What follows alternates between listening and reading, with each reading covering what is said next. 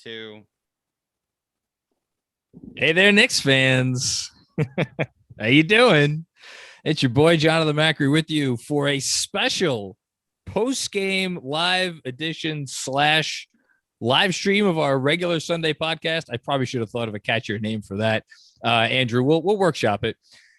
Here live after yet another Knicks win. Break up the Knicks, seriously. They beat the fighting Detroit Pistons in Detroit on a couple of big late plays from who else? Everybody's favorite starting point guard. Is that Chris Paul if I squint? I don't know. It's close. Alec Burks. Before we talk about this game and a whole bunch more, let me bring in my trusted compatriot, my better half for all these shows, Jeremy Cohen. Hello, sir. Hey, John. Chris Paul would never wear dress shoes to a basketball game. So that's how I know it's not Chris Paul. But everything from the ankles up, I agree with you. It could easily be him. Yeah, I mean, you know, I one is oh wait, hold on. Who else? That was me pulling up YouTube. Oh yeah. That's it. I muted it right away, Andrew. Come on. You did. You're good. You're good. I good. See, this is technology in the hands of Jonathan Macri. Yes. Yeah, I mean, one guy's a first ballot Hall of Famer, one guy's, you know, a first ballot Hall of Famer and a top 75 player of all time. You know, we don't have to quibble. So we have a lot to do today. Obviously, we're trying this out for the first time. It's the first time we're doing a post-game live at the same time as our Sunday show. So we're going to kind of blend both things at the same time. We will start off as we always do, which is kind of recapping the week that was. So the Knicks had themselves quite a little week, right? 3-1. Their season unofficially ended on Monday when they lost to the Atlanta Hawks, but then they came back with, I think, probably their best back-to-back performances of the year in terms of the impression that it left on fans, certainly the impression that it left on me, and I think most people. And then, you know, a game that, as usual, go up big against a team that they're better than, and then hang on at the end to win. Overall takeaways from this week, Jeremy Cohen. I'd say generally positive, you know, just in the sense of when you can go into Charlotte and beat a team that's in the play-in tournament. You're still effectively eliminated, but you need them to lose or at least make things interesting. You go in, you do that. You get to Miami. You beat a team that is clearly on the downswing right now. Doesn't matter. You took care of business. You won in Miami for the first time in 5 years, I think they said. So that was certainly important. It was March 31st, 2017, I believe was the last time. There we go. Yeah. And then you have today where, of course, it was a 21-point lead and you could sense it continually starting to evaporate. And yet it didn't. The Knicks held on and, you know, 3-1 a week. Obviously, it's in the eye of the beholder in terms of late in the season when the team is most likely not making the playoffs. But this is exactly what you want in terms of momentum, because we're looking at Detroit, which has been a good team they've really kept things close for the last month or so, really, since the All-Star break. And we're kind of getting this understanding of Detroit where it's like, yeah, they could use another piece, but there's reason for optimism. They have turned a corner and they look competitive. And that's where the Knicks are. Essentially, they don't have the top, most likely 5 pick that Detroit will have, but no, at the same time, I mean, they drafted Killian Hayes 7th overall, and he has not been the guy that they have wanted him to be. So the point I'm making here is that while certainly right now Detroit, you could argue, is in a very good position because of where they're seated, you can look at the Knicks, their track record for drafting as well, and be like, you know, they can pick good talent anywhere. So not too worried about that. So I think it was a good week. Contention going on aside overall. Yeah, I mean, I think when you are a team that is out of it, which the Knicks effectively are, and you look at late season performance, I struggle with this in the context of the tanking conversation, which God knows we've had many times, and I'm sure we'll have many more. But I don't know whether they produce wins or whether they produce losses. How, as a fan, you're supposed to be upset with good effort, high level effort, signs of high level execution, the more the merrier, from the players that are going to be here long term. And I think there is a spectrum, and I think some folks are further on one end of that spectrum than other, whereas it's like nothing, like if anything good comes out of like an Evan Fournier or an Alec Burks or a Julius Randle, like it's just it taints everything. It's like if it should just be the young players, and if anybody else is doing anything, it's just not, it's not worth it to them. I'm more in the middle, and I think you are too, which is that like you need a certain modicum of veteran help there to make sure that the thing stays on the rails. Then again, what we saw in Miami, I mean, Taj Gibson, I mean, he's in his own category because how could you be upset at Taj? Anything Taj does. But yeah, I mean, it was mostly the kids then, not as much today. It was mostly the kids in Charlotte. So, you know, I think it's good stuff. I see already, we already have a couple super chats, which I'll get to, and then we'll get to, I think the big story of the week, which was a certain head coach of the New York Knicks had some comments after that Miami win. We start off with hold on. Kevin, we can what? We're this is the post game show. We can dive into the let's break down the Pistons game. That's what we do first, and then we'll get to Tibbs later. I promise. Listen, this is me flying by the seat of my pants. Pants, got it. Let's break down the Pistons game. Actually, no, I'll give some quick thoughts on the Pistons game, which is that before I get to the super chat, I don't know that I would come away from this game saying any Knick played particularly great. If I had to say one Knick was the best on the floor, I guess I would say, I mean, Alec Burks had the big plays down the stretch, but like he wasn't, it's not like he stood. I quickly had a lot of good moments, right? But then you look up and it's like, he's a guy whose field goal percentage in a game can be a little deceiving. I guess I come away most impressed with him. Jeremy, who was it for you? It would be quickly, but you know, it was like a great first quarter, and then it kind of, the bottom fell out a little bit there. But still, as a whole, I thought he showed clear progression. They, you know, I don't love using plus minus, but when we're looking at in terms of the swings of the game, and he was a team high +9. That's something to consider in terms of the winning minutes that he plays when he's out there, and that continues to be the case. And the aforementioned Alec Burks, we should note the man did have 18 points on 6 shots to go with 5 rebounds, a couple of assists. I mean, this is just kind of what he's done all year. If you showed anybody this year film of Alec Burks and you took away all of the clutch minutes, all of the crunch time, all of the last 5 minutes of fourth quarters, I feel like they would come away from it, and then you show them film of every other Knick. I feel like they would come away from it saying this is either the Knicks' best player or the Knicks' second or third best player. Meanwhile, it is those end of game situations that have gotten people to sour on him so much, along with the fact that he's starting over Emmanuel quickly, along with the fact that it all ties into the Thibodeau of it all. Before we move on to the super chats, I do want to have a quick note on RJ because I'm sure it'll be a topic of conversation. Had one nice shot down the stretch, couple moments that were not as nice. Couldn't keep up with Killian Hayes there on the drive at the end. To me, this is all, and I think this goes along with kind of what we were talking about before. It's kind of par for the course for me, again, of a 21-year-old learning how to be the man. You're going to get some good and you're going to get some not good. And I'm happy and comfortable taking the blend of both, with the understanding that the most important thing is that he is getting the opportunities. Do you feel any differently than me about that one after this game? No, I feel similarly. And, number one agenda, of course, 21 points.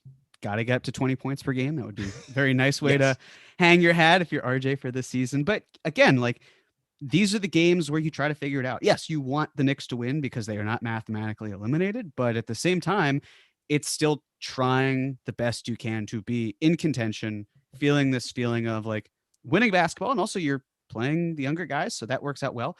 But having RJ there to work out what he needs to improve upon and kind of highlight that, his defense, as Benji pointed out, and it's totally accurate because Benji's a very smart guy. RJ's defense just has not been good lately.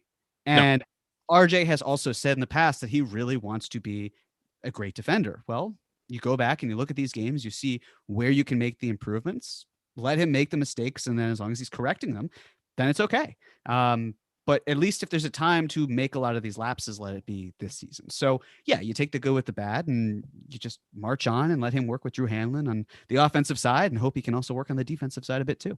Yeah. And I have to imagine that there is something to be said for adjusting to going from a guy who has been pretty consistently across the board a 23 usage player up until, as Fred Katz pointed out in his article, and as the numbers obviously show, New Year's Eve, which is when it turned around, and since then he's become a 30 usage guy, which is like 23 to 30 may not sound like a lot. It is a massive leap.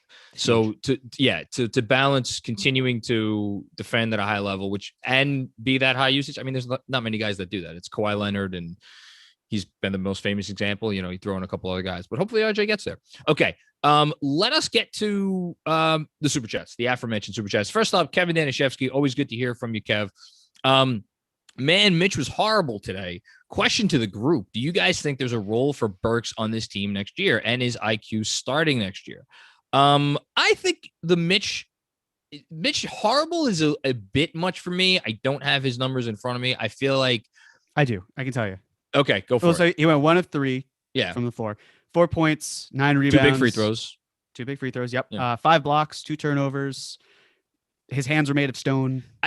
He turned into Nerlens Noel on offense, which I think this is where the comment from Kevin is coming from, which is that when you compare him to what we get to see now from Jericho Sims, and it's like always, anytime you have, it's like Obi Toppin and Julius Randle, right?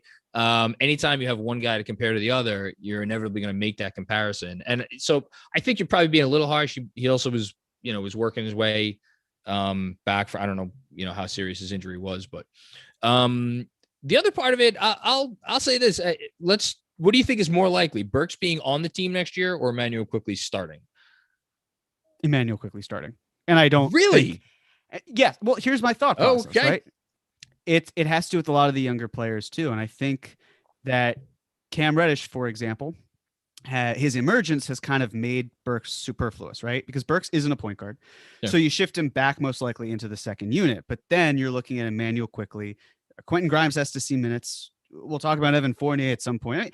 All these thoughts will be even more discussed in the offseason too. But it just in terms of guys that need minutes and the young players and balancing it all out, where I still don't think I don't think Immanuel Quickley will be starting, and that's not meant to be shade. And I will elaborate more, like I said, later on. But in terms of Burks, I think he might be, I don't want to say an odd man out, but when you consider all the other circumstances, the walls might be closing in a bit on what his role is long-term.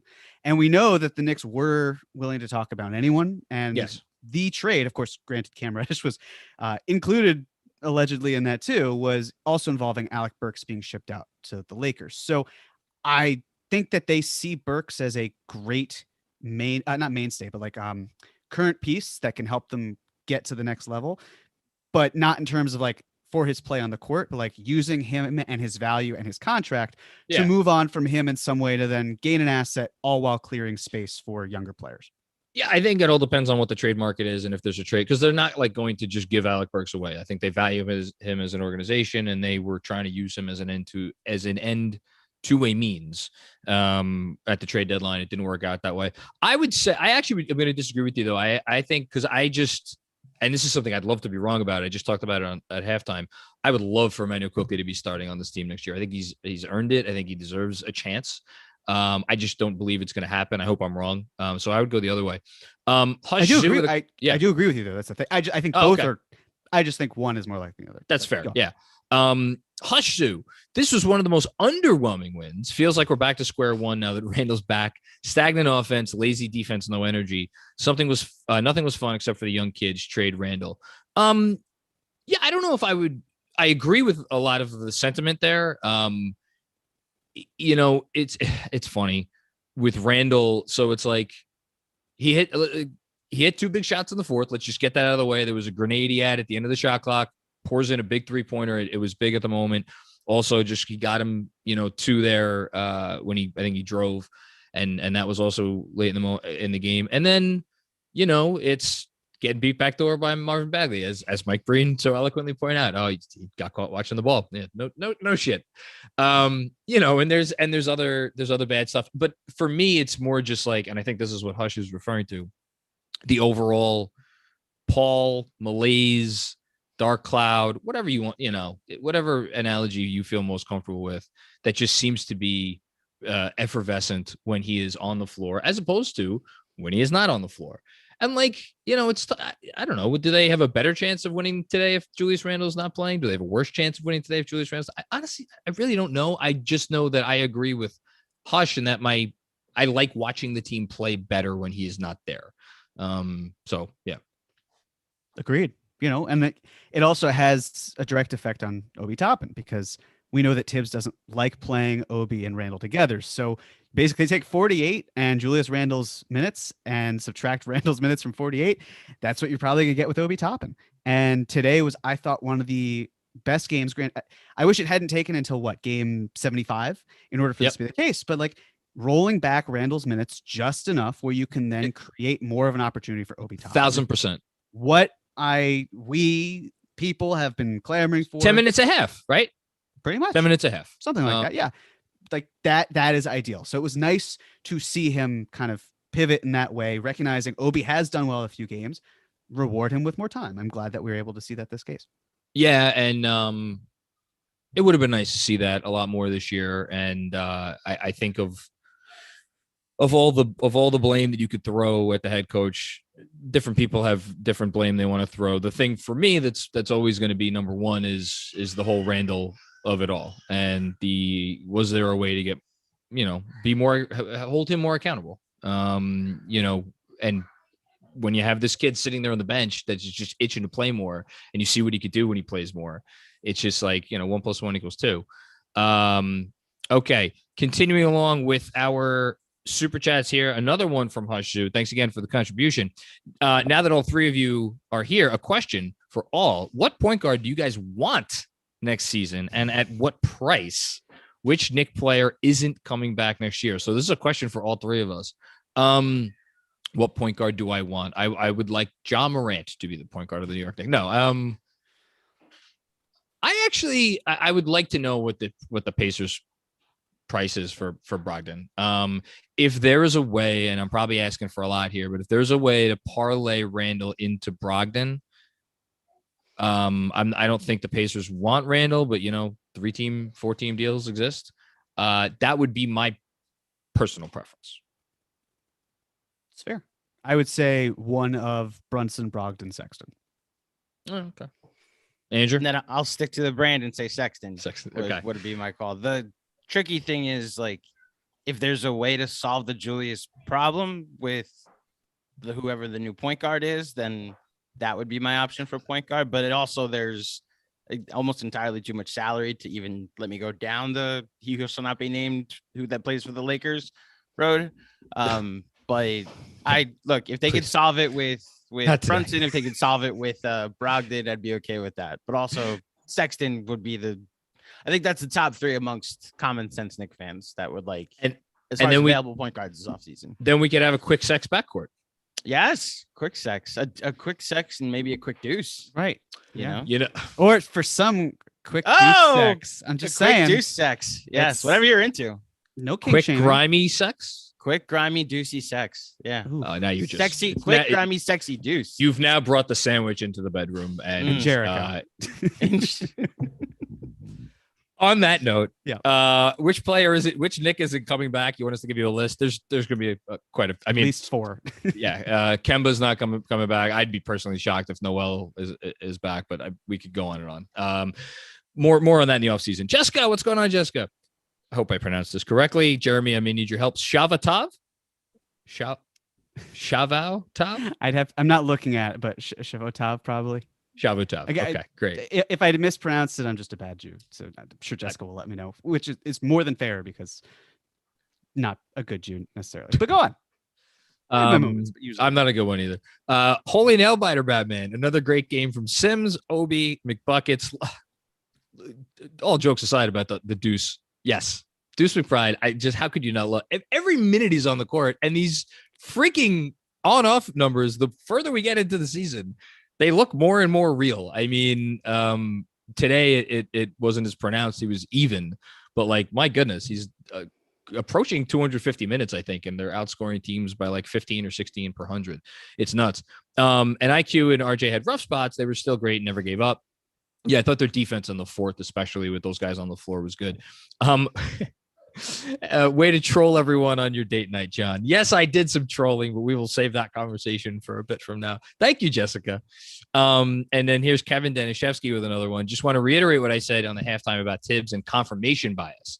He's advanced enough in basketball to know that he can justify anything. So I'll clue everybody in on the halftime Zoom for the Knicks Film School newsletter subscribers.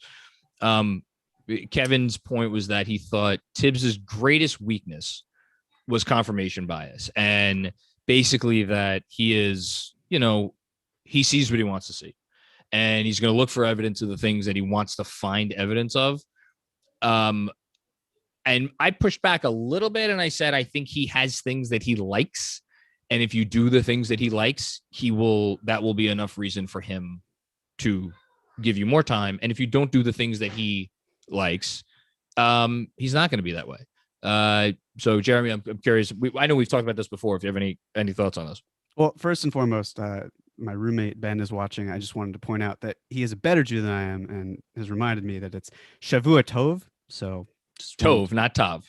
Correct. If it's spelled T-O-V, it's gonna be, I thought you were saying T-A-V, but that wouldn't make sense. Regardless, in terms of Tibbs, yeah, I feel like the one thing that happens is that, and I've seen this thought before, so I don't remember who said it, but it is not an original thought. But this idea where Tibbs creates kind of like a sample size and then dictates how he gets to pick and choose it, right? Like you could talk about the young players, but then he doesn't play them enough, but he's able to judge it because of practice, which I understand.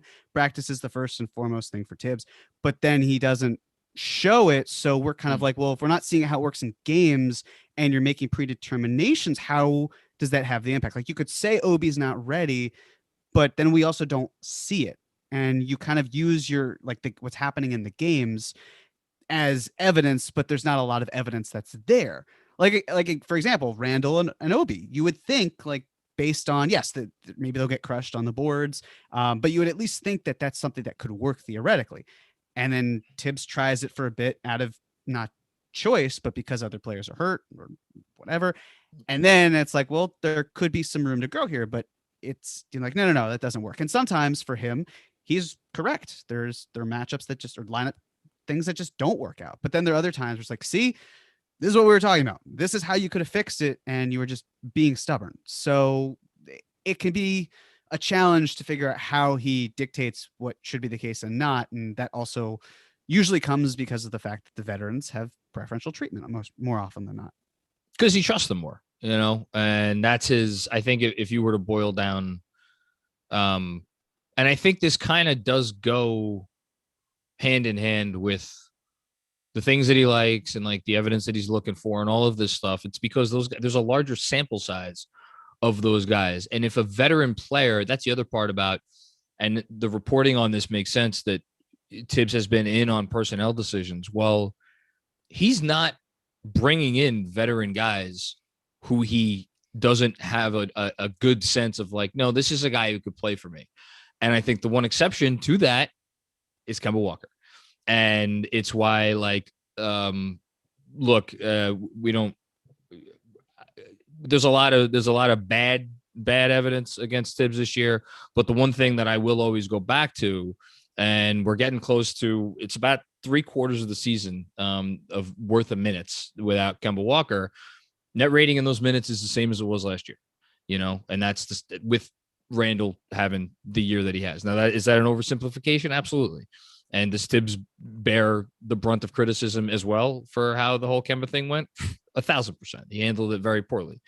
But I do find that number interesting, which is that there's a guy we know he didn't want. All right. And in the minutes without that guy they didn't want, it's like, all right, the team is what it is. Okay.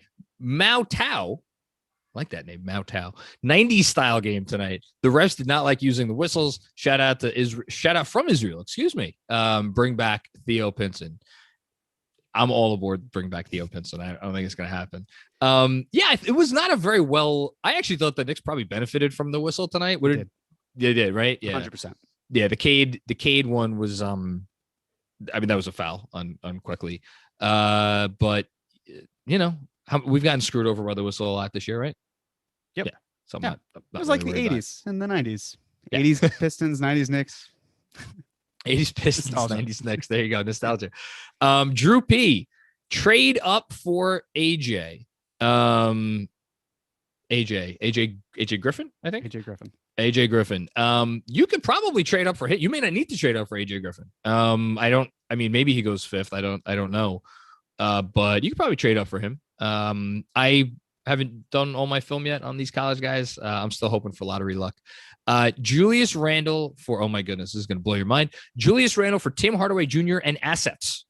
Mavs need talent, and Julius Randle would benefit from Luka. Thoughts on Jalen Duren and the Williams kid from Duke? We need more talent.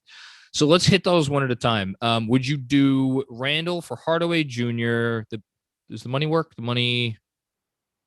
What is Hardaway? Draft night. Yes, on draft night, and then after that, you would have to. It's trickier. Yeah, Mavs would have to throw in something else. And assets. What assets do we want from Dallas? Another future first, I guess. Another future top 10 protected first, right? Yeah. Are you making that trade? No, I'm not either. No, I mean, I want to be very clear about this because I've been thinking a lot with Julius.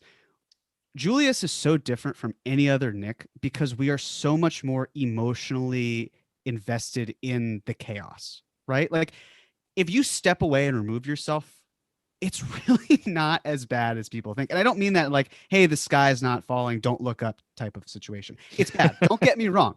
But it's the sort of thing where, yes, I thought it was a solid movie, but it's the sort of thing with Julius where it's like, I understand where things are going wrong, but we are so passionate about this that it looks worse to us. But then again, as we talked about, like, I can't remember, Dave Carmichael, I think it might have been in Sacramento when he was talking about De'Aaron Fox and basically talking about De'Aaron Fox in the way that we were talking and have been talking about Julius Randle. Yeah.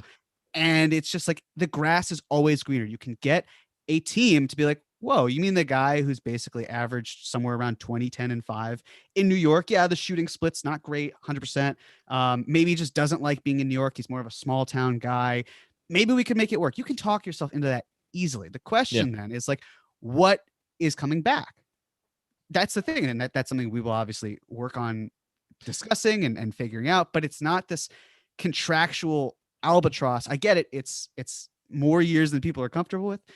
But the point is that if the Knicks can do something, be it on draft night or in for agency, then the contract will be valid. It will have been worth it because of the team control that the Knicks have. And they don't have to worry about Julius Randle's say, period, because he's under contract. But I think, it's well said all around. I think that the tricky thing with Randle is he is a straight four for the most. I mean, you could play him a few minutes, but like you really are giving up a lot if you play him at the 5 defensively.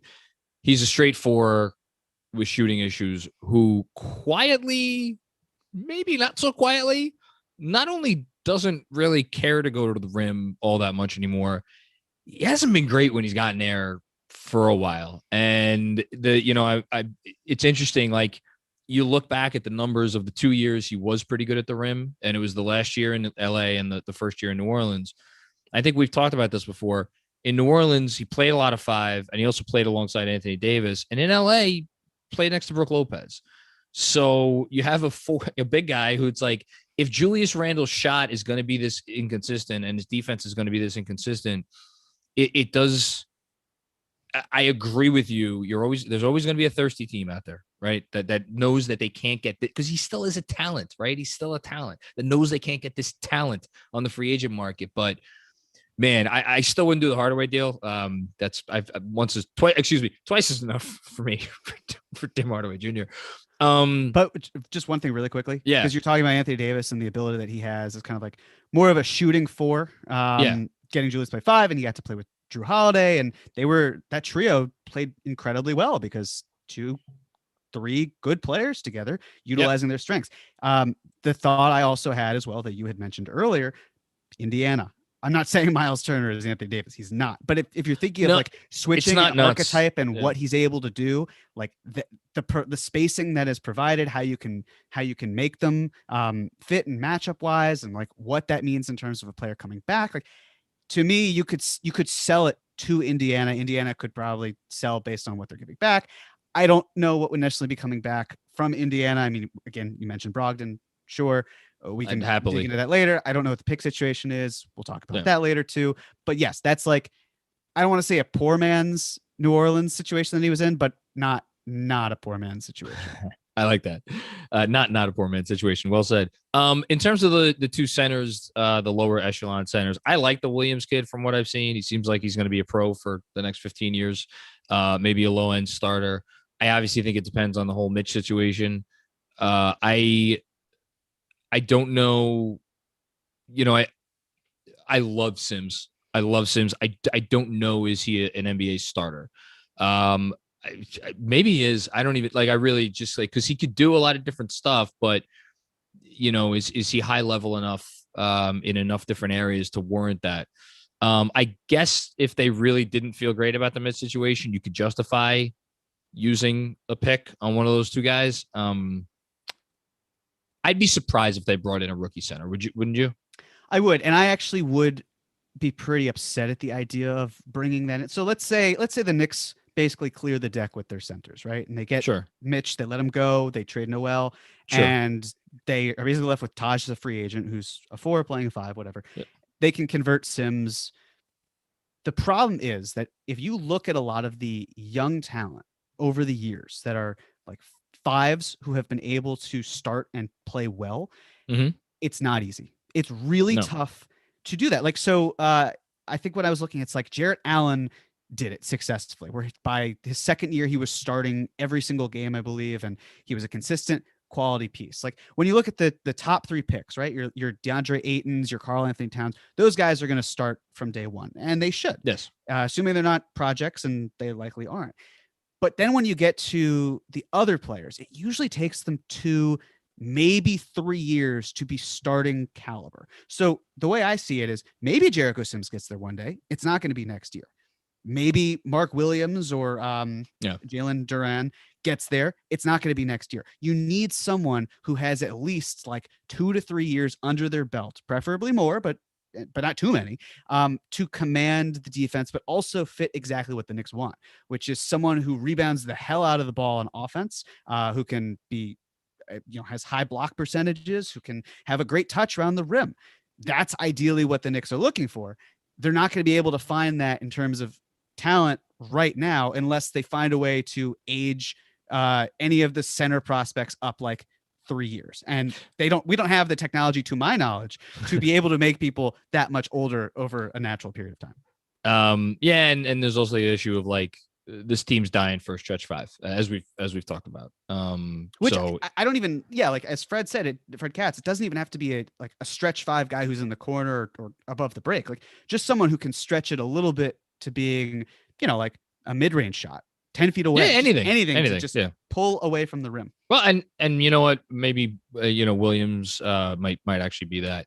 But I agree with you. I agree with the logic completely. Matt Smith has a question for all 3 of us. Gun to your head, who's our starting 5 next year on opening night? Gun to my head, who's our starting 5 on opening night? Can I ask a clarification? Yeah. Is he asking for the starting lineup or the Knicks starting center? No, our starting. Oh, I think starting lineup. Lineup. Okay. I will go.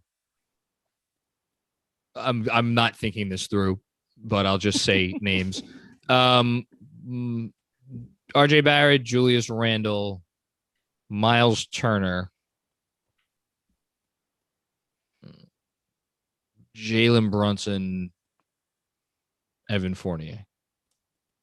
I have no idea how they're gonna do that. Yeah. Gun to my head as well. First of all, I guess dead. But secondly, if I manage to live, I'll say Brunson, Grimes, RJ, Randall. This is the tough one. Yes. I don't think. Here's the thing. I don't see RJ's not going anywhere, and I don't see RJ, Randall, and Mitch playing another year together. So my preference is to keep Mitch and have Randall be shipped out, but as would be mine. Right. But as like, this is a prediction, not a preference. This is a prediction.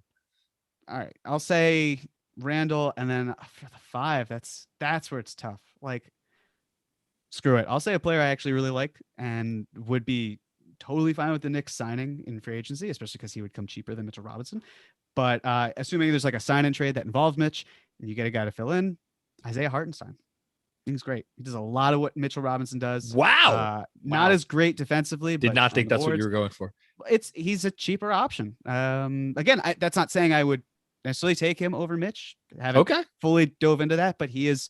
If you haven't been watching him, he's good. He's legitimately been a good player, especially with the Clippers. Yeah, no, he's really good. Probably going to make more than they can offer. If there's a team that needs a 5, he certainly presents himself as someone who could be an upgrade. No, not upgrade, but someone who could at least take the mantle serviceable from Mitch. Yeah. Okay. Andrew. RJ Barrett, Evan Fournier, Julius Randle, Alec Burks, and Mitchell Robinson. Going. If Tibbs is back, there's a gun at my head right now. I got to go with what I think will happen the most, and it's the doomsday scenario that if Tibbs is back, he's going to go with what he's comfortable with. Unless the Knicks take away any of the toys that he has. I thought they did last year. So if I will let them adjust and then, I'll have a new answer, but there's a gun at my head right now. I have to adjust accordingly. That's fair. Or predict accordingly. Can I read a Mark Berman standing ovation? New standing ovation. Our weekly Berman tweet. So he had a tweet. Earlier, basically praising how the Pistons have all this great young talent, a slew of first round pieces to feel good about, and then he names them off one by one. And then in his tweet to promote his post game article, Knicks survive huge comeback to escape with win over lowly Pistons. So they became lowly over the course of the 3 hours. Since he sent that first tweet. Love you, Mark. Robert Cross. First time, long time, John. Thanks for joining the show, Robert. There will be no joy in Knicksville until the Grinch is shipped out. He's like a deflated basketball. The Grinch is not a nickname I've heard for Julius Randle yet. I don't mind it. I thought Robert was talking about Ryan Arcidiacono. But that's terrible. Ryan Arcidiacono isn't he? Is Villanova in the Final Four? They are. Okay, yeah. There you go. Former Jalen Brunson teammate. Just saying. Yeah, that's true. That's why they signed him. I think so. It's the Brunson bait. It's the culture. It's yeah, I mean, we said this once about Randall 2 years ago or a year and a half ago, I guess. Got to get him out of here. And then last season happened, and now we're back to saying the same thing. And I'm leading the charge. I want nothing to do with this player anymore, or this personality, probably even more so than the player. I don't know. I don't know. They need to find a trade that they like. I remain dubious that they will find that trade. That's Jeremy. I don't know if you have anything to add. I think they can find it. Like I was saying earlier, you can put lipstick on a pig. Like in the theoretical sense of like you can dress up a player who we perceive as a total negative to be like a guy who's had a down year. Look at his year last year. That at least, I don't even know if that's so much the optimistic route as just like how you can present it. But yeah, like it's the funny thing because you watch Obi do well, and my thought was Obi Toppin's making Julius Randle a bit more expendable, and then I think like, well, Julius is kind of making Julius expendable. Yeah, I don't think Julius needed help. Like, that's the thing, and it's like if Obi is able to take these steps forward, that's also how you can help sell it. Like we have a player who plays the same position. He's not going to play with Julius. No, we want to present Obi more. Here's Julius and why he's on the market. And again, teams aren't dumb per se, but they can move around enough pieces to be like, yeah, it's a fair trade. We can do that. That's fine. If they could somehow get, that's why it's interesting you brought up Sexton before, and like I have a feeling we may have more conversations about Sexton as we go into the offseason, because if they had another guard with some real gravity to his game to pair with RJ to be the number one and the number two engines on the offense, and then you throw Obi out there, and you have I don't even know what position quickly would or Sexton would play. I don't know who would start alongside those guys, but like, boy, that would make it a lot easier. But I don't know. We'll see if they revisit the Sexton thing. We know they visited it once. Yeah. Well, the one thing to add as well, like, because I know that people watching and listening now later on are going to say, like, again, well, what about Emmanuel Quickly? He could fill that role. 100% he could fill that role. It's also the idea of, well, we know Alec Burks isn't a point guard. We've established that. Yeah. Derrick Rose, I wish he were healthier. I wish he weren't turning 34. It's just the realities involved with Derrick Rose. And I hope that Deuce McBride can take the next step. But at the same time, he's entering his second season. He'll have maybe 30 games under his belt at that point entering next year. You hope that he can be something. You're not entirely sure. But the point is, if you're able to find a way to add Colin Sexton or Malcolm Brogdon or Jalen Brunson or maybe another point guard who's not a rookie and who's a little bit more ready to do something, you can have 48 hours of solid point guard play with that player and Emmanuel Quickly. And what's more, you can play them together. 48 minutes. 48 minutes. The whole game. 48 hours. Because if you add up it's all so the great. minutes, it feels like hours. Anyway, yes, 48 minutes, not 48 hours. Great. But that's the thing. Like we go from entering this season with this idea where like there's not a good point guard, there's not a point guard on the roster, which was not true, but whatever. To then be able to say like, hey, you could play this guard for 30 minutes. You could play this other guard 25, 30 minutes and find ways to make it work. That to me is the perfect selling point. So that's why I would love it.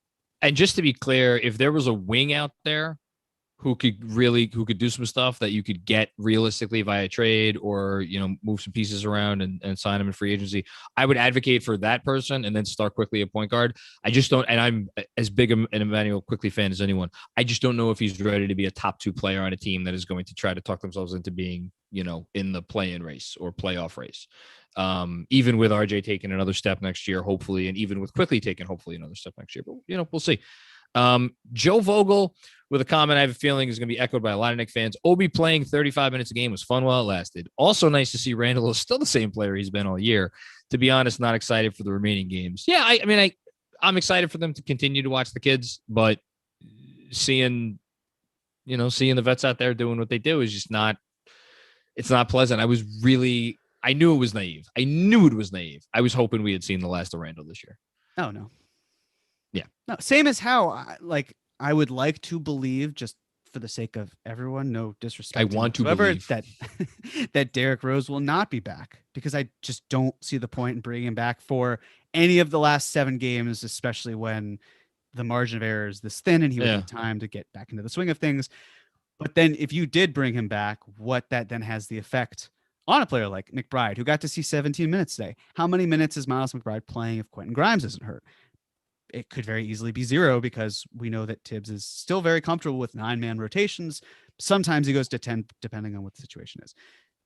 It just it makes no sense why you would bring him back, which means for me, if we're talking about players on their second contracts or later, today they played 3. That's progress. Yeah. Agreed. TJ Akai said Tibbs literally just complimented Julius on the play in the 4th where he over dribbled and passed to Emmanuel Quickly with 2 on the shot clock. No accountability at all. I didn't hear it, so I'm not going to comment on it. If he did specifically compliment that play, I would find that to be pretty odd, because it was late in the clock and that was not a good play. I don't really know what to say other than that. If I agree with the no accountability thing, I think it's been Tibbs' biggest issue all year. I don't know that we need to belabor the point. Although if you want to belabor the point, I can't blame you, because it is the overarching point of this Knicks season, you could argue. Robert Cross back for more. The Knicks would be a better team without the Grinch, period. Addition by subtraction. It will never work with him. Look, you might be right. I don't think they're going to do it without getting a player who can do some stuff back. Maybe I'm wrong. I kind of hope I'm wrong. I would love for them to move on from him and just take the best deal available. I just would be surprised if they did it. But we'll see. They need someone who coming back in some manner this summer, if they're trading Randall, to be a slightly more high usage guy, Yeah. Because we can just say like, yeah, you could say addition by subtraction for Randall, but there will come a point where I know we saw in the last couple games, it didn't quite seem like this because Emmanuel quickly was playing so well, but you need someone to take even more of the burden. And so it's like, if you want RG to continue, yes, this is his team, but also having a very good second option on the floor with him at all times, or someone who can like take the load off of him when he's playing several minutes. Like, I mean, today RJ played 36 minutes, right? That's fine. That's okay. But also being able to have someone use like Randall's 31 minutes today, or maybe if it's even more, if Tibbs is still here or whatever, like still being able to be a focal point where the defense has to draw attention to that player. So RJ can slice and dice the defense, get to the rim, try to finish, space out, figuring it out that way. So it is dumping Randall, but it's not quite that easy. Because if it were, I think the Knicks would do it, but they also seem to want someone who is at least like slightly starting caliber at best or at worst, and then figuring out how I would say starting caliber at worst. I think you nailed it there. SB Gorilla, thank you very much for the generous donation. We appreciate you, man. Hard game to watch. Randall's hard to watch. Yes. And yes. Zero ball movement. I thought the ball moved like shockingly with the bench. And actually, you know, in fairness, I did think the ball movement with Randall has been worse at times. I did not think it was the worst today. I didn't think we got a ton of Randall isolations. We got more than I would have liked, which is to say we got some, and there were a few more than some, but we've seen worse. We've seen worse ball movement. I mean, they had 19 assists on, I think 34 made field goals. They missed shots. That said, if this was a hard game for you to watch, I don't blame you at all. He did have that big three in the fourth, but he refuses to move the ball. I know we noticed the great movement. Oh, I know he noticed the great movement the team had the last two games. Jeremy, great use of the word superfluous. That's a nice compliment. Thank you. He has to be watching. Of course he watches. Of course he watches. But like a zebra's not going to change its stripes. You know, that's why I am convinced he only knows how to play one way, and he's just going to continue to play that way. And it's going to look like this, which is why I want him off the team so badly. You know, well, he just has to basically look at the other teammates and say like, hey, did you win a most improved player award? Doing pretty much exactly what I did last year. I mean, it's all-star and all-NBA too. That's that's the thing. He grows to a height that they would only hope to achieve. And I feel like he basically just wants to lean on the bread and butter from last year, but it's not just the percentages. It's also, he's taking slightly different shots, and yes, then it is the percentages, but it's also the decision making, and it's a plethora of things. It's everything. It's everything. It's the overall aura. Robert Cross with one more. I love you, Robert.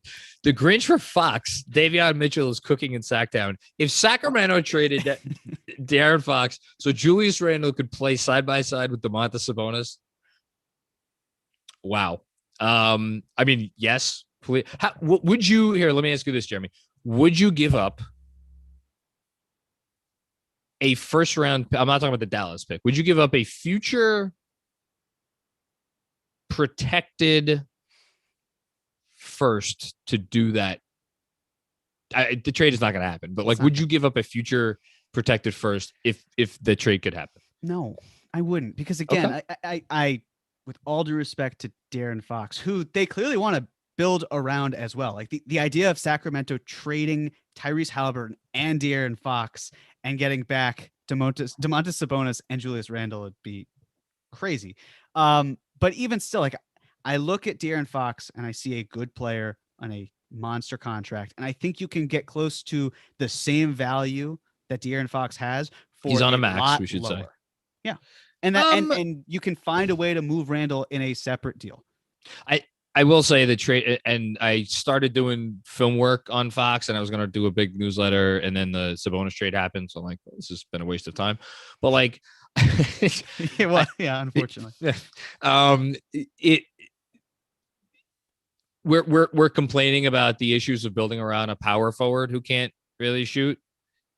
The issues of I mean, I hate to sound like an old man, but like where the league is going, the issues of building around a point guard who can't shoot is just like, you know, it's like you're going to box yourself into those concerns. I mean, but then again, it's the market for Randall, which we'll see what it ends up being. And Robert Cross has another one. Trade the Grinch for a second rounder. I don't know what you've elicited in Robert Cross today. Start quickly at point guard, play offense through RJ. Watch Obi flourish off the ball. Joy will return to the Mecca. Let me actually, last thing, and then we'll move on from the trade Randall thing. And actually, hold on. Let me just read the next comment because it has to do with it. Jeremy E. Why do we need a fair return for Julius? Keeping him depresses Obi's value and team performance. Getting him off the team is paramount. I think we kind of answered this before, but I'll say it again. It is because the worst thing you could do in the NBA, in my personal opinion, and not everybody should agree with this, and I'm not even sure if I agree with this because I do think you need to get Randall off the team, but my brain says the worst thing you could do in the league is trade low on a depressed asset that you think can get higher in value. And I hate that I have to say this. He made the All-Star team last year. He made the All-NBA team last year. Like he is on a contract that pays him, especially since the incentives now have become unlikely incentives. It is essentially a $26.5 million a year contract if you go average annual value. That is not a lot of money in the NBA. God, I don't. It's tough though. It's tough, and I say it with like, I'm not even convincing myself as I say it, but I that is what my head is telling me. Yeah, I see both sides of it. Right, on one hand, there's an opportunity cost towards keeping him. We see what the team looks like when he's not on the floor. We know that there's something different. We view him as a net negative. So why don't you get that net negative out of here? But here's the thing: if you trade Julius Randle for something that is as low in value, and especially if he does better on the next spot, you'd be like, I can't believe the Knicks front office traded Julius at his lowest point to get something with a ceiling that couldn't be higher. And what are we doing here? Like that's the other factor, right? You want a fair return. You also want like the Knicks. It's hard because on one hand, I see like the Knicks don't need to trade Julius Randle. They don't. They have him under contract. They're not at risk of this, and yet they need to figure out a solution. I don't think that solution involves Julius Randle, which then leads you to the conclusion of they need to trade Julius Randle. So I think you really can look at it either way. And it's just that if you're talking nobody's about wrong here. Right, like right. if you think they need to get him out of here at all costs, you're not wrong. Because just don't do it for like a second round pick. I'm sorry, Robert, but that's a little too out of the realm. But it's the other, but then it's like, okay, well, he's 28 years old next year. And we're talking about like, well, if Julius could do this with this player, like a point guard, and it's like, well, how many years left do we have of his career to be like, he's going to drastically improve from where he's at right now? The next question is from Sean Anwan. Why do we not see pick and roll with RJ and Julius? Wish I knew. I don't think Julius wants to run that. Probably not. But then that's also like, because we know RJ Barrett likes to run pick and roll. Right. And having a player who doesn't want to do what feels like from our vantage point, the easy work of setting a screen, rolling to the basket, using your strength as basically like a jumbo big wing on mismatches and everything. Like why you wouldn't want to do that if you're Julius, I don't know. Why are you making life harder for yourself? Yeah. But for whatever reason, he doesn't want to do that. And I am curious though, because it's like, is that Tibbs being like, Julius, I hear that you don't want to do that, and I recognize that? Or is it Tibbs being like, well, what worked last year is fine, so let's not do that. Let's shy away from that. I don't really know. Truth is probably somewhere in between, as it always happens to be. Robert Cross is the MVP of this post game. Disagree with my buddy Cutlets. That's the best nickname ever. I'll take it. Jeremy Cutlets. I had cutlets tonight, actually. They were delicious. The Grinch is standing in the way of RJ and Obi's development, coupled with being a cancer on the team. He has to go. But we're not again with the whole cancer thing. We're not in the locker room. We don't on the one hand, I could see, I've been saying one hand, on the other hand a lot. Like you look at Julius and having what feels like frustrating moments on the court, and you got Evan Fournier walking away and RJ Barrett trying to calm him down. You're being very kind here. I'm trying to be diplomatic here. Right? You are trying to be diplomatic. You're doing a good job of it. Right. But then I see Julius Randle and RJ Barrett smiling for a photo. Does that mean anything? Maybe not. Maybe they hate each other and they're just posing for a photo. Maybe they're actually close enough and it's not this huge big deal. But it's even Jeremy tonight, after RJ missed the fadeaway, Julius you saw on the TV, Julius put his arm around him and said something encouraging because like RJ was Right. like nodding. Like, I don't know. Does that stuff mean anything? It doesn't mean nothing. I don't know. You could balance that with the fact like he doesn't help Obi up. I get it. Like we can pick and choose. I'm just saying I don't know where the answer lies. Again, as you said, it's probably somewhere in the middle. But we don't know. It's like I don't go to John. I don't go to your workplace and be like, you don't get along with that person. That person needs to go. They're can't like we see what we want to see. I would love for you to come into my workplace and let's do it. Let's schedule a time and be like, hey, you're a colleague of John's. I don't like your vibe. I'm going to trade you for a school lunch, something like that. You know. They have like Trade pizza bagels. Yeah. They have pizza bagels on Mondays. I'll take one of those. Johnny Chiba, what's going on, Johnny? Julius Randle trade plus smart point guard raises the team IQ. Perhaps pun intended, equals wins. Hashtag KOC. Hashtag. I think he wants us to get Kevin O'Connor on the podcast.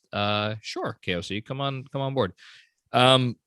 Yeah, I do think Julius Randle has some frustrating moments in terms of I hate using the term basketball IQ, but it's just like, especially when you watch the kids play. And here's the other thing. I think Obi has really high hoops IQ. And that's the other frustrating part of it. Yeah, I know we'll keep working on Kevin O'Connor. Parrish Duggar, trade Randle and and 2 number 1s to LA for street clothes, in parentheses, Anthony Davis. I don't think the Lakers are going to make that move. 1, 2, it doesn't work under the cap. Again, like it's like one of those questions, like what would you have to add to Julius Randle to get the Lakers to take him? I think actually, so the interesting part of this discussion is I think Randle plus Fournier does work under the cap. And if it doesn't, the Lakers can throw in another small salary to make it work. And like the Lakers are asking for, what are they asking for, Jeremy? 3 first, 2 swaps? What they're asking for is out of my comfort level. Anthony Davis is a great player. He's also in the ideal situation for he really is right now. So like we're talking about a player who is 28 years old, who has not had a great trajectory for health. That's your all-in trade too. Right. Like you don't trade for Anthony Davis to be like the piece and then you build around him. You trade for Anthony Davis to be the finishing piece. Like the Lakers did. And right. It worked for you. It worked. Yes. They won a title. That like you need to do that for the Knicks, and the Knicks don't have it in them right now to make that finishing move be Anthony Davis. And then when you factor in, again, his health, the picks that are involved, the Lakers just, I don't see Clutch trading Anthony Davis away from LeBron and all the other players that they have that are Clutch focused, trying to get Julius Randle in there. I just don't see it working. And that's fine. It's not something I would really like to pursue. Yeah, well, I'll be curious if there are like any rumors that come up over the offseason about that, like the Knicks kicking the tires on seeing if that is a thing that is available. But we'll see what happens. Jessica with a couple comments here. Okay, since I've seen it discussed, thoughts on Zion's recent videos. If he's healthy, how would that work realistically, Jeremy? Thoughts from all 3. And then also from Jessica, shout out to Andrew for hosting the last show. Fantastic job when you fill in. Yeah, Andrew. Big round of applause. Woo! Go, Andrew. Likes up for Claudio. His pure joy was infectious. That's why I love being around Andrew, because he is human joy, I think. I try. Yeah, they seem to. I want it to be natural, but I did a Tibbs impersonation on the pod on Friday night, and the chat is asking for it. I basically asked, we'll have to finish that one. I basically asked, like, what does Tibbs do when he goes on, like, mundane everyday activities? Like, does he go to the store and is like, what aisle is the ice? Ice! I want ice! Like, I regular things. Like calling customer service. Mm-hmm. I was told by Apple Care! Like, those types of things, Jeremy gets that joke. I do. I like it. Yeah, I don't get it, but I like the voice. If it's the video of him, like, doing a fucking 360 between the legs reverse dunk off the bat, whatever that is, like, I've never really had questions about what Zion Williamson can be if he gives a shit. This is probably going to be an unpopular opinion, but I would go all in a heartbeat for Zion. I do think Zion is. Do I believe this? There's a part of me that thinks he's played his last game in New Orleans.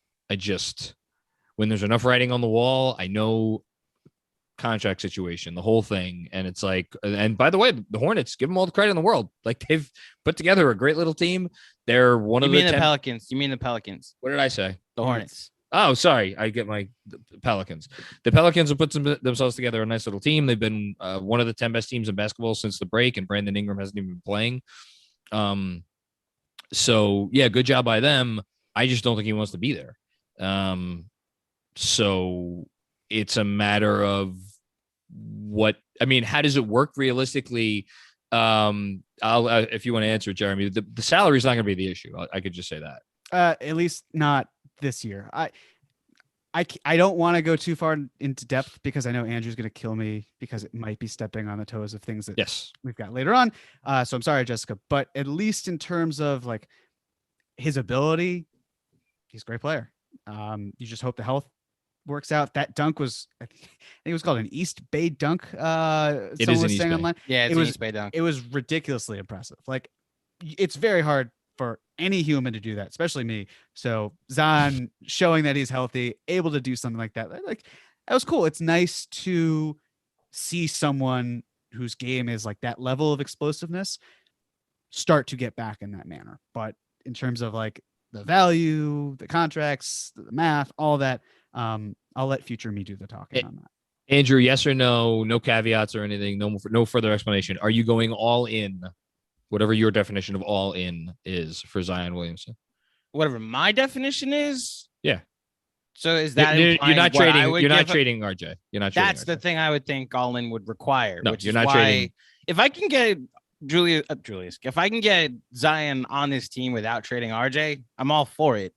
I'm curious about when we dive into potential trade packages, what you and Jeremy come up with this offseason, and how they can get Zion without trading their best asset. And it's going to be really difficult because whatever picks the Knicks want to trade, trading picks to a team that already has a shit ton of picks just devalues the nature, the very definition of a first round pick to that team. We talked about this. I don't know if it was the mailbag or whether it was on Patreon, but we said like, this is where some lottery luck really would come in. Oh, yeah. If the Knicks are trading the 2 pick to the Pelicans, there's your actual best asset. Yeah. Here, go build around Chet Holmgren or Jabari Smith, and that's how you can, replace that's how you can keep RJ. And then you probably have to throw in quickly and whatnot. But as far as we'll get into it more during cap or no cap, the Zion Williamson plan during the offseason. Giddy up, baby. Okay, a few more, and then we're gonna start hitting up some of the categories. Frank Miranda, what's up, fellas? It's your boy Frank from Patreon. What's going on, Frank?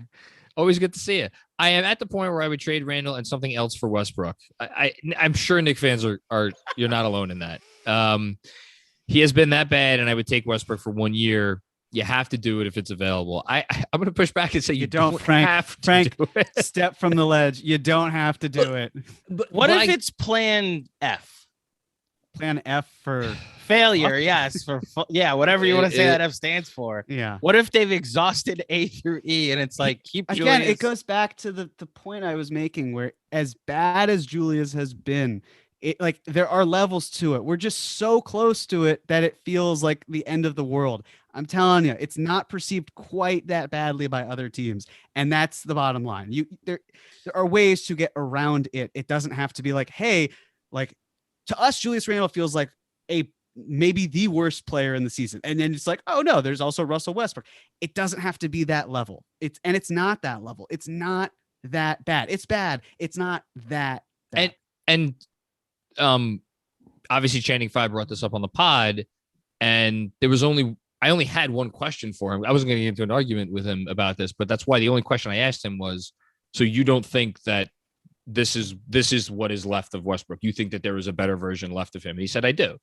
Which, if that is an opinion that a person holds, then okay, that's fine. Then there is an argument for it. If you don't think he's going to get better than he has been this year, it becomes an almost impossible argument, because he has been Russell Westbrook. I'm talking about. He's been an atrocity against basketball humanity. I don't know how else there is to say it. And talking about guys. Sorry, what were No, you I'm gonna sorry. say? I cut you off. You go first. No, just we talking about when is Julius Randle going to change? You want to talk about a guy who's never going to change? Example number one is Russell Westbrook, who's even older. And there's kind of this idea with Russ. It's like, hey, Russ could take a buyout. Like John Wall's taking a buyout. They're not going to do that. Why? What does Russell Westbrook have to gain from taking a buyout? Just because he wants to play in another place? Like it's $47 million. Yeah, to a multi-millionaire, you could be like, what's the difference between 47 and 45? It's not going to be that. It would have to be more than that. And then you're just dealing with dead money that you have nothing to do with. Like there's a reason why so many teams would want a first round pick in 2027 and probably 2029 in the offseason to get Russell Westbrook because they perceive that amount of money as being bad. That's not where Julius Randle is. It's just, it isn't where he's at. You could look to Russ and be like, hey, his best years are in the past. You can look at Randle and maybe say like his best year was in the past. And sure, but there's a better chance of Julius, in my opinion, to up his level of play to being at least average than it is for Russell Westbrook at the age of 34 to get there. Not that he can't, it's just, it's more of an uphill battle. I was about to say the flip side to this argument is if you think that this is the start of the slippery slope for Randle, which again, I know that's not your opinion, but I do think reasonable minds could differ on that point. That's the only thing I'll say. Can I just interrupt and just Anthony Sixto's your next super chat comment? I have it. He has in the chat also in the regular chat. He corrected me that Russell Westbrook isn't playing F, he's playing WTF, which I appreciate that line. Necessary connection. Also, Jeremy, the St. Peter's is about to lose. What a run by the 15 seed St. Peter's. Shout out Jersey City. You know, I was there on Friday night, walked around afterwards, seeing people. Oh, cool. Relatives, just really awesome. But shout out Peacocks. Good job by them. Good job by them. Peacocks, not Poppycocks, which is I mistakenly called them at some point. Anthony Sixto with this other comment. Thoughts on the Knicks waiting until the next trade deadline for big moves? A strong start with a healthy team minus the Kemba disruption could bring clarity on who to move, potentially boost value. Hashtag 33 wins. I don't think that they will go into next season with essentially the same roster as they have right now. Now you're telling me, is there a chance they go into next season with the exact same roster and Jalen Brunson, which obviously it would need to be a sign and trade. So you're talking about Burks and I've done this fucking math. It would actually have to be Brunson, depends on the salary, but Brunson and someone coming, and then it would have to be, I think, Burks and one more salary outgoing. Jeremy's that check out? Pretty much. Yeah. So it wouldn't be the exact same team. It would be something going out, and that's the quietest offseason I could imagine them having, you know, or put in your point guard replacement here. Because I actually I'll push back on what Andrew said earlier. I don't think there's a chance Alec Burks starts next year at point guard. I think they will. I hope not. Yeah. There's a gun at my head. I'm going with what that's fair. Is currently on the roster. If the roster changes, I'm all for it, you know. My only pushback, and Jeremy obviously can add to this if he wants to, trades are easier to make in the offseason. So because rosters aren't set, so you don't have to deal with a lot of the like the 2 for 2 because like roster spots fill up and like teams don't love like just cutting guys, you know, so it makes it harder. That's exactly it. And also it's just a quieter time. There are more pieces to move. Like instead of a year and a half of a guy's contract, it's a year. And when it's a year, it's expiring. It might seem silly because of that half year, but it's legit. It's just teams have historically made those bigger moves in the offseason. It's why NBA offseasons are so huge. The trade deadlines are usually like, hey, let's, like the best player obviously this year was James Harden, who was traded. And the biggest reason it was funky. It was right. It was motivated by fear from Brooklyn's standpoint of like, we can't really do a sign and trade because of the math with each side, because it would hard cap the Sixers and they can't be hard cap. Like it just doesn't happen often. And ironically enough, James Harden was traded to Brooklyn mid-season as well, but that also made things difficult. And why did it make things difficult? They had to do a 4-team trade essentially to like, when all was said and done, it was Houston, it was Brooklyn, it was Cleveland, it was Indiana. Yep. It's a lot to do. Whereas on the offseason, as John's saying, with the roster spots and the math and moving pieces, it's a lot cleaner to do it later on. So I wouldn't say trade deadline is an expected time for a big move, I'd say it's probably the following offseason. Parrish Duggar with a comment. Dolan wants Zion. Got some inside info here. He probably does. Not jeopardizing, not jeopardizing cap space. So Mitch is gone. That gets into whether or not they're going to be a cap space team. We don't have to get into that right now. Draft to replace Mitch. No extensions for Cam or RJ with bird rights until we get Zion. I don't want to talk too much about extension stuff for Cam and RJ because we're going to spend a lot of time on that after the season.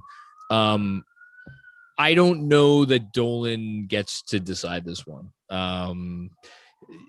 If the Zion sweepstakes plays out, it's going to get pretty complicated. And we will talk about it when the time comes. Well, just one thing to add. Yeah. Not signing RJ and not signing Cam doesn't wipe away money because their cap holds are still so large that the Knicks basically wouldn't have the full room to get a max player and sign him for cap space. So if that's the case, you might as well just stay well over the cap and have all the salary and move it in a sign and trade to get a player if it comes to that. There's actually a chance that Cam's salary after he signs an extension is going to be less than his hold. RJ's, yes, it's going to be about the same. Yeah, I was about to say RJ isn't close enough. Yeah, well, we could go. We can quibble over it, but yeah, we'll talk about it. Yeah. As we, but it's a big cap hold. That's the point. Jason M. If they trade Randall for nothing and he makes the All-Star team next season, Leon Rose gets fired before the season ends. They need to get value back. You said it, Jeremy. Yeah. You have to make sure you get something of value back. It's not just let's kiss this player goodbye, because if he does well, then we're going to be sitting here kicking ourselves like, damn, maybe should have either waited or gotten something better. Another Randall trade thing. Talk about the theme of the show. It's like the Randall cap or no cap. Field the questions and question and answer. Skeetco. I actually know what skeet means because I teach teenagers. First time, long time. Isn't the perfect trade redacted for Brunson? Sign and trade. Sends Julius Randle home and is a good fit next to Luka. Unfortunately, that would not work under the salary cap unless they gave Jalen. I think if they gave Jalen Brunson his max, I think would have to pretty much like you get closer if you gave Jalen Brunson the max, which I do not feel comfortable doing. Even then, it's again, we don't have to get into this today. It's because of the base year compensation rules, which I've been spending more time looking at than I care to admit. It actually wouldn't even work if you gave Brunson the max. I was about to say, have to add more salary from Dallas. We're talking per tons. It's a mess if you do a Julius for Brunson thing. It's that the mechanism, it's not going to happen. What you could, I believe, trade Randall. No, because then you would have just a bunch. I was trying to think of a world where you could just trade. You could make other trades and like trade Randall to Dallas for whatever. And then that wouldn't open up cap space for them. It could open up a little cap space potentially, but then you would have to open additional cap space. And then maybe perhaps with the additional cap space you open up, then you just sign Brunson outright, and it wouldn't have to be a sign and trade. But that would also involve chicanery, and the NBA doesn't always care for chicanery. It's a tough thing to pull off. CT Pittman, I'm going to love this comment. I just want to shout out John for choosing Any Given Sunday as the best football movie. Thank you, CT Pittman. We appreciate you here at Knicks Film School for many reasons, but especially for that. Jeremy, what's yours? The best favorite football movie? Oh, God. So I'll give you some of the nominees that got drafted. Please. So I took Remember the Titans with my second overall pick. Then John took Any Given Sunday. Oz, I think, took Rudy. And then the replacements got taken. And there's a whole slew of a Little Giants didn't get taken. Longest Yard, either one of them. Draft day. You're going to crush me because the first two on your top list, I actually have never seen. Hold on. I've never seen Any Given I've never seen Remember the Titans. Oh my God, Jeremy. I know I have to fix it. Any Given Sunday is worse. But no. Yes, it is. Remember the Titans is worse. I really enjoyed Draft Day. I think it's a lot of fun. It's fun. As you can probably imagine. You're redeeming yourself. Right. No, it's you're not, Jeremy. For me, you are. 100%. No, listen, in my Fonte Mac, no matter what, baby. right, it's great. But in my brain, where it's also like thinking about the minutia and like how much we loved, or at least I don't want to speak for other people. I loved seeing the Knicks flying up and down and off the board. Yeah, in the two I did drafts. too. Like that feels like that. Yeah, the last 10 minutes was quite literally a cap or no cap. Pretty much. Yeah. Where and they then how he trade trades picks, the whole the playbook thing with the money. Like, loved it. I'm gonna go with draft day. And I watched the other two at some point. Wow. Listen, we might make during the off season playback watch party, and I'll ask if they can put on Remember the Titans. There's probably some distribution rights that don't allow that, but I think for Patreon will be okay. We should do a watch along for a basketball movie and record that as podcast. I'd be down. Bud watch party. An Air Bud watch party. I've not seen that film. Joe Vogel with our last super chat. Trade Randall for Russ. Who do you shelf next year in a tank?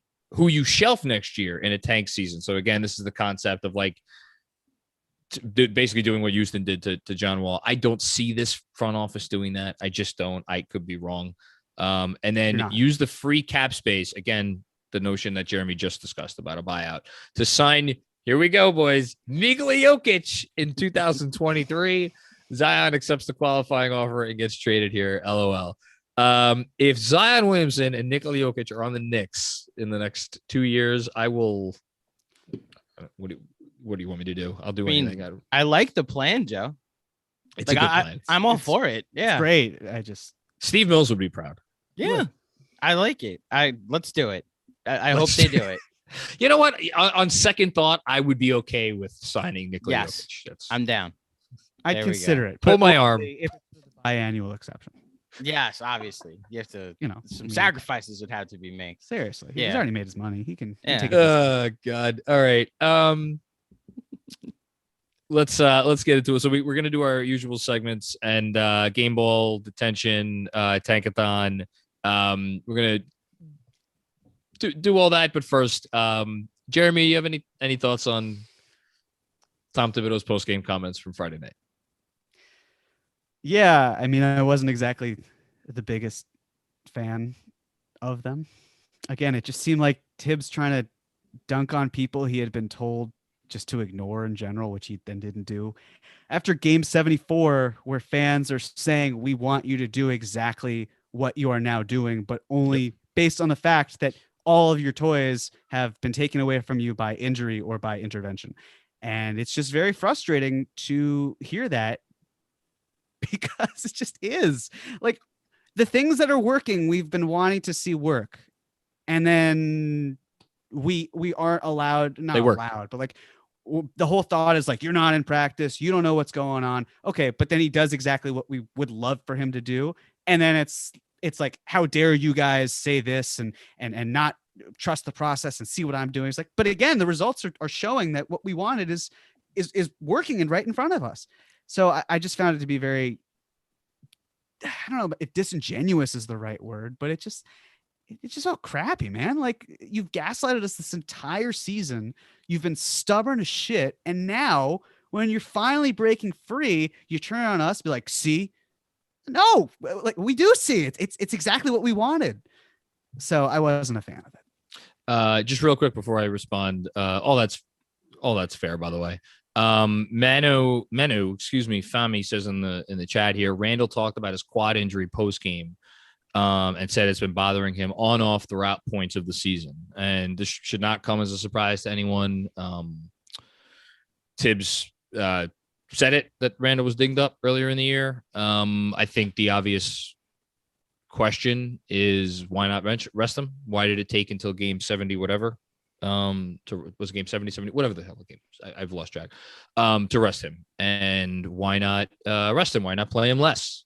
It is perhaps the question hovering over this season in regards to Tibbs' comments. I've thought a lot about. Sorry. Sorry. If we're just in the very moment, if we're on, sure. I'll tell you why. Cash rules everything around me. It's money. If Julius Randle's not playing, then he's losing out on incentives. And if you're Tibbs, if you're healthy enough to play, you're playing. If you're my best veteran player, I'm going to play you. Julius Randle needed 65 games played, and for the Knicks to make the playoffs in order for him to get one of his bonuses. Yep. He's going to keep playing. And that is your perfect excuse if you are shopping him as well.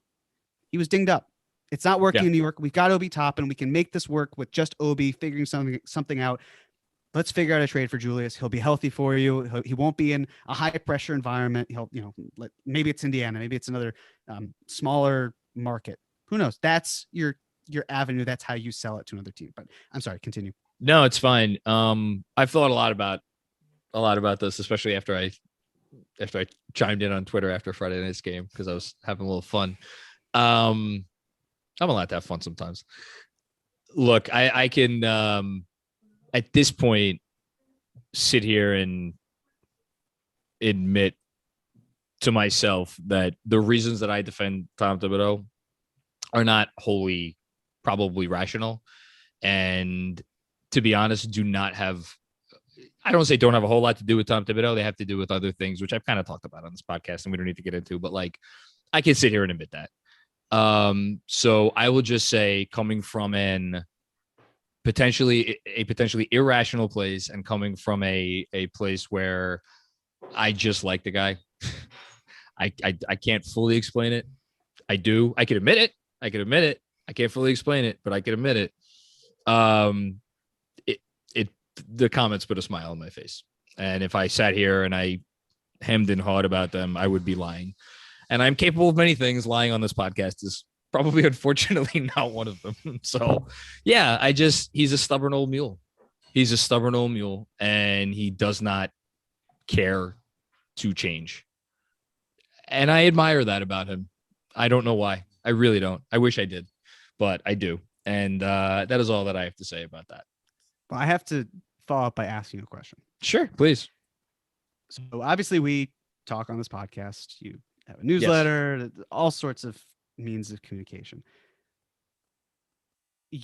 A lot of the things that he was chastising, you have also been asking for. Yeah. He was talking to me. I don't. So even when he was talking to someone like you, conjuring up images of someone like yourself, even when he's talking directly to someone like you, I loved it. Okay. Again, I really wish I could sit here and explain it, but I have very briefly, I have a certain modicum of respect for anyone who has achieved success in a field that is very, very, very, very, very, very, very difficult to achieve, to get to. There are only 30 of these jobs, and we've seen a lot of people come with accolades and awards and recognition and fanfare and the whole thing, come and take this job and fall flat on their face. Didn't matter what accolades they had before they took it. And he came here after already being a head coach, again, one of only 30, of some renown, of being seen as a successful head coach. And he did something that a lot of those other folks had not been able to do. And for that, it always gets, it will forever get my respect as someone who has tried to enter several professions and fallen flat on my face, because it's fucking hard out there, you know? And I think being an NBA head coach has got to be one of the toughest jobs in the world. And I do not envy the man, because we always talk about the issues of this team with Kemba and Julius and a young growing RJ and like all of this stuff. Not an easy job to coach the Knicks this year. And everybody seems to have the answer. And you know what? All those people that seem to have the answer, maybe they're right. I don't know. But I know it's a tough job. And I respect him for trying to do it to the best of his abilities, even if he has not done a great job. So that's the best answer I can give you. I'm sorry if that's not altogether satisfying. No, it's an appeal to emotion. I understand that. And you understand it. And that's what you are saying. I do understand it. I do. And we'll hope for the best for as long as he's coach, right? Sure. I would listen. I'd love for him to keep staying here if it means that the Knicks are succeeding. It's just a matter of how these things get balanced. Like I do also have to say that the devil works hard, but it seems as though the agenda and group, or maybe it's just him operating, of Tom Thibodeau has been working harder this past week. And nobody works harder than Tom Thibodeau. And listen, if I have to see another Murdoch produced tabloid paint Tom Thibodeau in the brightest of lights, I might just drop basketball altogether. It's like, it's so painfully obvious how, like, you hear nothing from the front office.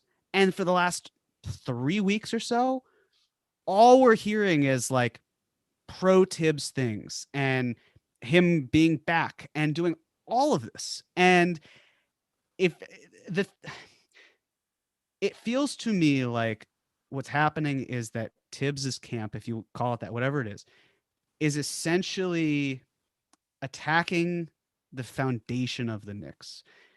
By doing that with the team, basically, it looks like the team doesn't know what they're talking about. They're on shaky ground. Like, let me put it in an example. This didn't even happen recently, but we've seen it before. I've seen people say they're really worried about the voices in the room. It's like, who's calling the shots? Wes is talking. Aller is talking. Is Leon Rose considering the right things? It feels to me like when it's said, it's always to either create drama or that's actually just really what it is. It feels like ways to create drama. The reason I say that is because some of the best, if not the best operations in life, in business, is basically what you would hope to be a multiracial, multigender, diverse set of opinions, period. Yeah, for sure. And it just feels like if you have one person, like if you have Phil Jackson, for example, explicitly calling shots or being the guy who's not really hearing people in the room, he knows what he likes. He likes the triangle. He wants to find guys to fit that triangle, whatever it is. That to me is bad management. You need to gather opinions. And what the Knicks have are smart people who are, in terms of IQ, and I don't mean Emmanuel quickly, but intelligence and EQ, who come together to make the right calls, or at least what we hope to be the right decisions. But Tibbs does not have great EQ when it comes to playing nicely with people with whom he may not hold the same basketball opinions as. And that is part of the reason why he was fired in Chicago, part of the reason why he was fired in Minnesota, and part of the reason why we're also seeing issues here in New York. But in terms of the front office, like, you need cohesion, but also you want a diverse set of opinions because it gets you thinking about what you shouldn't do and what you should. Like that's why it's so important to have that, because then you can say, well, we've thought these things through. It's not just move forward with this one plan. And so when you attack that group, right, when you try to weaken their position, it feels like shaky ground, and every position that they make after that is not concrete. And what is one of the biggest decisions that the Knicks have to make this offseason? It's whether or not they are keeping Tom Thibodeau. You could also throw in Julius Randle, but Tibbs being on the hot seat, that's certainly one of them. And I just see a lot of talking from the pro Tibbs side. I don't see anything that's going on. It seems pretty leaky. It doesn't look like there are many leaks going on with the front office. So it's kind of, it's something that caught my attention as I've been considering it and everything with Tibbs and the comments. Like, it's vocal. It's voices on one side and it's silence on the other. That's how it feels to me. And that's fair. And I certainly can't say anything to counter that. I think he is a guy that we know from his history, he digs in his heels when he feels threatened. He's not someone, a lot of the complaints that I have about Julius Randle not being more open-minded to different things can make all of the same, and I'm not talking in a basketball sense. I think Tibbs probably looks at the notion that Brock Aller is going to help him win basketball games as like, are you fucking kidding me? And that attitude. But that also is something, and to be fair, Leon Rose set this gimmick up, right? He set it up so that all of these voices are going to come together and help us steer in the right direction. And Leon Rose, I am going to be able to captain this ship of very diverse opinions. And we looked at last season and they're like, holy shit, he pulled it off. And that's why I argued for him. One of the reasons I argued for him for executive of the year, because I thought he had this crazy idea and it worked. This season, because all it takes is one divisive issue and some losing. And I think Leon Rose's bet was probably that as long as Tibbs was going to be coached, there was never going to be enough losing for it to become a problem. Well, guess what? There was some losing this year, So it'd be interesting to see how they do going forward, or what they do going forward. I'm as curious as anyone. And as I've said, I think there is a world where you could say that moving on from him is the correct move for the franchise, which is different than saying the man's a bad coach, because that's one thing you'll never get me out. And that is something unlike what I said before. I do think I can sit here and say pretty unequivocally, the man's a good basketball coach. He's just flawed as a person and as a decision maker at times. So it's just the idea of a new direction, finding a new voice, go our separate ways, that sort of thing. It's not like flinging mud at Tibbs and being like, get out of here, and don't come back, sort of thing. Give out some game balls. Let's do it. Easy one for me this week. We're gonna have to go through these a little quick, by the way. We're at 90 minutes already, so we're gonna do it very quick. Emmanuel quickly. How about see? In terms of my first rodeo. Yeah. He embodies for as much as Julius Randle embodies everything we don't love about this team. To me, Emmanuel quickly embodies everything we do love about this team. He had his best quarter of his career on Friday night. He deserves all the accolades he gets. The net rating is on-court net rating is not fool's gold. There is something to that. Give him a chance next year. Start Emmanuel. # start IQ.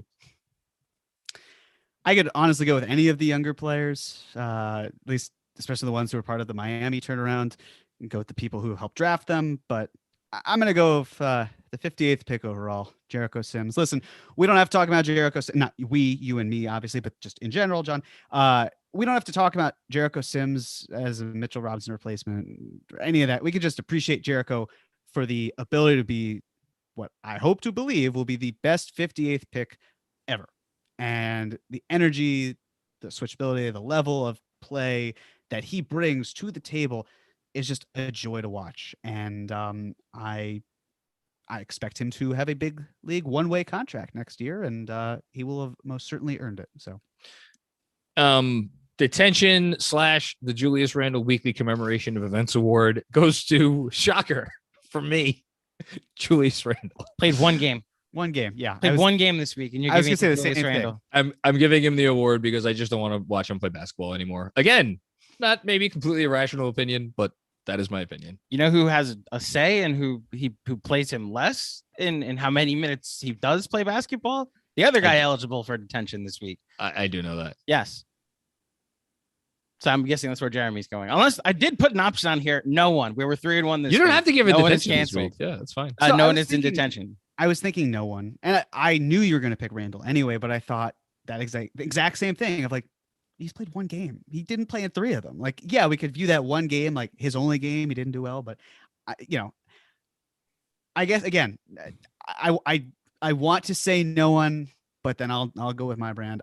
I'm going to say Tibbs because I thought that Atlanta game, as well as the other games went, putting Taj in for 15 minutes straight, it just wasn't smart. It wasn't. And yes, could the rest of the week unfolded differently if Atlanta folded, whatever it is, maybe. But if we're sitting here talking about a 4-0 week where one of those games is against Atlanta, the team that's in 10th place, and it's a big reason is because playing Taj Gibson for 15 straight minutes was an option that Tibbs wanted, doesn't feel great. So I mean, reluctantly, I will give it to Tibbs, although no one was truly under heavy consideration. And I want to shout out Evan from the previous Fournier for breaking the record. That is legitimately impressive. I don't even need to talk about the contract situation because I've talked about that before. It's just how we view it in general, right? Like you can say there's a player who has faults and overall he, like that's what you want him to do. That's what you pay him for. I tweeted about that. And then a bunch of people are like, well, actually he's terrible in defense. Like, yeah, thanks. I know that. I'm saying considering all the faults, you can still look at what people bring to the table. So I just think in general, we should look at the positives that players do bring instead of just mostly harping on negatives. I'll try to do a better job of that too. But I will go Jericho and I will go Tibbs. Well, Jeremy, clearly Tibbs watched the film against Atlanta 2 or 3 and 4 times. And that's why he took Taj out of the game on Friday in a victory. And we didn't do that, even though that's what we said should have happened on Tuesday after. Taj was in there. Taj was in there for a while on Friday, and he was meaningful to that win. He was. And then he got taken out because a 37-year-old probably shouldn't be playing 15 straight minutes. My takeaway is that Taj's takeaway was that his ankles were taken away by Trey. So, Exactly. And my Yes. takeaway as we go into our tankathon simulation is that I'm just gonna tell you guys because it would require What? entirely too much work. I'm just gonna Please. sim 12, tankathon. 12. Yes, here. First, What? Jeremy's sim. Orlando 1, Washington 2, Detroit 3, Houston 4. Washington right now, the team right behind the Knicks or ahead of the Knicks that jumped to 10 because the Knicks went 3-1 this week. Washington jumps to the 2 pick There in you the go. draft. So Nice. that's Jeremy's. John kind of, oh wow, New Orleans finally. Wow, this is actually would have been on brand for John because New Orleans gets in, but it's the pick that they top There you go. 5 protected from the CJ Mm. McCollum trade, the one that you've been confusing with the Lakers pick the last 2 weeks. Detroit gets 1, Indiana gets 2, New Orleans gets 3, and San Antonio gets 4.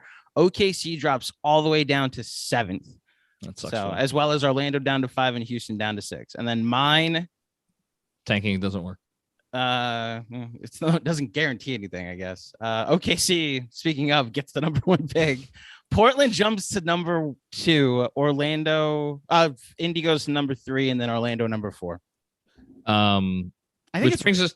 Rangers just won in overtime, by the way, Jeremy. let's go. There you I go. just want to say very quickly, I think Tankathon is sometimes rigged. I did 3 simulations for fun. The Hawks won 2 of them. Or like they jumped. I never can get the Knicks to win. So maybe Mark Tatum is responsible for having some sort of role in this. I don't know, but I wouldn't. Watch. Say This it. is gonna be the year. On to Fine. predictions. I just kept clicking sim lottery until I got the Knicks. I finally got the Knicks to the 4 pick. So Nice. There we How go. many Okay, times did it take you though? like I just kept clicking. I lost Yep. count. I just kept Yep, clicking. exactly. Eventually, it was gonna work out.